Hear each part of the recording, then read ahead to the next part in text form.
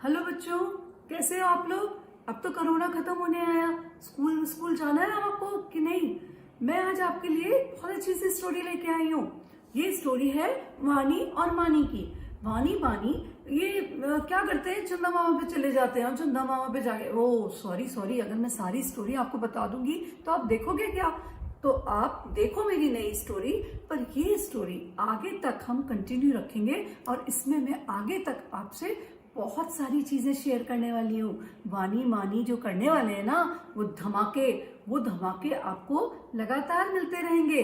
अभी ये सिर्फ एक छोटी सी स्टोरी है, उसके आगे भी यही स्टोरी चलती रहेगी। तो तैयार हो जाओ मेरे साथ वानी और मानी की कहानी देखने के लिए। चलो।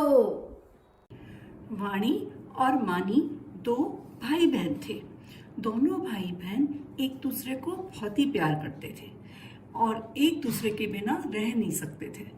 वानी जो थी वो पढ़ने में बहुत होशियार थी। उसे बहुत मजा आता था खूब सारी कहानियां पढ़ने में। और हमारे जो मानी भाई साहब थे, वो मानी भाई साहब थोड़ा पढ़ने से जी चुराते थे। उन्हें अच्छा नहीं लगता था और उनकी फ्रेंडशिप भी नहीं थी सारे अक्षरों से। वानी को तो सारे अक्षर पता थे। तो अब वो मानी क्या करता, रात को जब सोने जाता तो कहता, वानी दीदी आप मुझे स्टोरी सुनाओ ना। तो वानी कहती, अच्छा ठीक है, मैं तुमको स्टोरीज सुनाती हूँ। और वानी उनको तरह तरह की स्टोरीज सुनाया करती थी और ज़्यादातर उस किताब से सुनाती जो कि उसकी मम्मी ने उसे गिफ्ट की थी।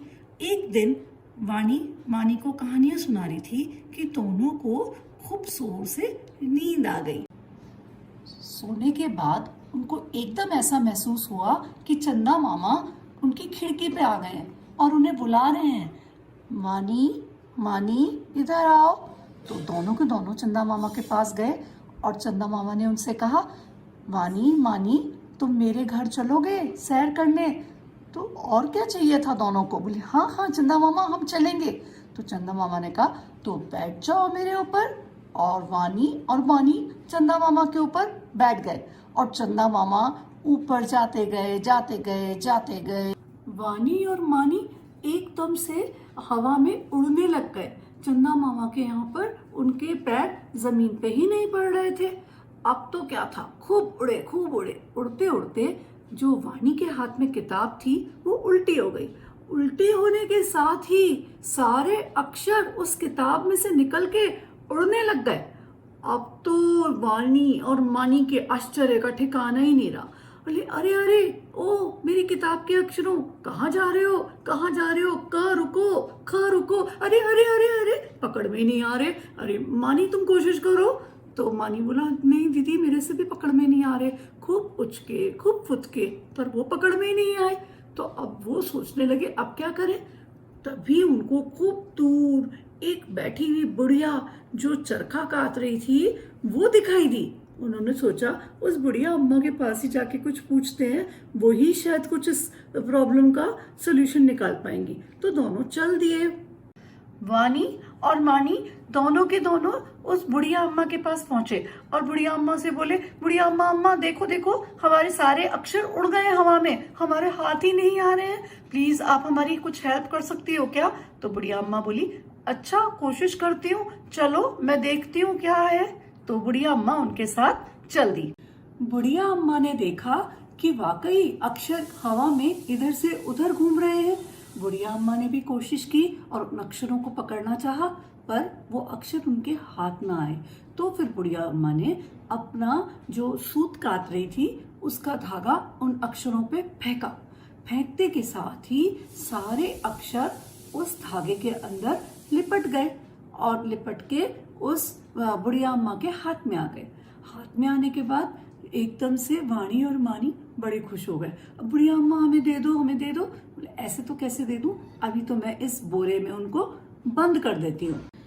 वानी और मानी को बहुत जोर की आवाज आई, मानी उठो, अरे कब तक सोते रहोगे, उठो। और वो चौंक के उठ गए, एकदम से चौंक के उठ गए और बोले, अरे ये तो हम सपना देख रहे थे। तो वानी ने अपनी किताब को देखा और किताब, ये क्या, किताब में तो कोई भी अक्षर नहीं थे, सारे अक्षर चंदा मामा के घर रह गए।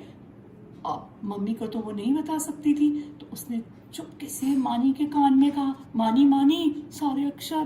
तो मानी बोला, ओ दीदी कोई बात नहीं कोई बात नहीं, रात को सोएंगे ना, फिर देखेंगे, फिर चलेंगे चंदा मामा के घर, चिंता मत करो, फिकर नॉट। तो फिर वानी चुप हो गई। और देखो फिर क्या होता है अगली बार। तो बच्चों देखिए आपने वानी और मानी की कहानी। वानी मानी की कहानी अभी खत्म नहीं हुई है, अभी और आगे बहुत सारी चलने वाली है।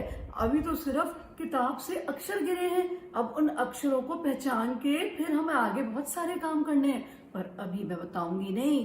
यही तो सस्पेंस है कि मानी की किताब जो थी, वानी की किताब थी, वो खाली रह गई, अब कैसे भरेगी, अब नेक्स्ट स्टोरी में देखेंगे। तो फिर चले नेक्स्ट स्टोरी की ओर। ओके हाँ बच्चों, इसको सब्सक्राइब और लाइक भी जरूर करना है, और साथ में कमेंट बॉक्स में कमेंट भी देने हैं, अच्छी लगी या बुरी लगी। फिर हम आगे भी बहुत सारे काम करने वाले हैं इस स्टोरी को लेके। ठीक है, तैयार रहो।